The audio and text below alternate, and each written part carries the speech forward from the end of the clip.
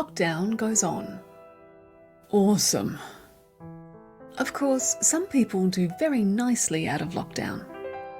Harvey Norman, Christian Porter's alma mater, Hale. Cool $7 million, anyone? But it's not so awesome when you lose work. The Morrison government has been dragged kicking and screaming to provide some relief. Let's call it light relief. Let's also call it incredibly confusing. Round 1 this year, you're on your own. No plan for support apart from a one-off payment for those in isolation. Round 2, the government gives a little. A maximum payment of $500, but zero for the first week of lockdown. Because rent and bills can take a holiday, right?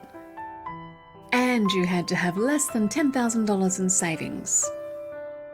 Nothing extra if you're unemployed. Even though you might be missing shifts that you could work and still claim benefits. An estimated 400,000 people in Greater Sydney alone were at risk of homelessness. Then we hit round 3. The ante is upped a little. $600 for those who lost more than 20 hours work per week. But still nothing extra for anyone on welfare. The good news is that your savings no longer matter. Now here we are, round 4. Payments have been boosted a little. Finally.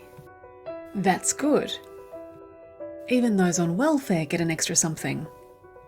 And those caught in future lockdowns will get payments in the first week. Better, though still not enough.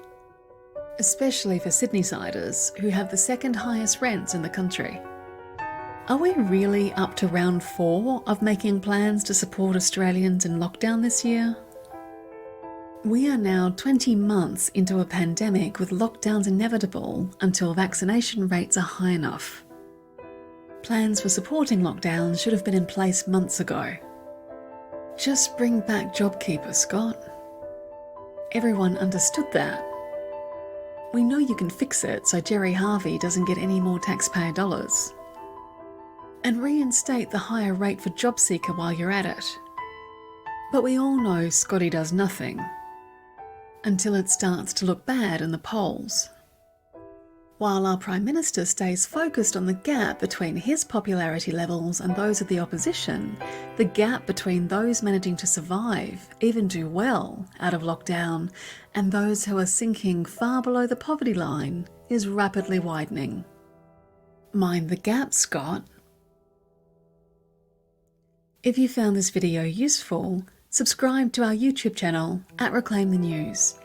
And if you want to help us reclaim the news, donate to our crowdfund at chuff.org.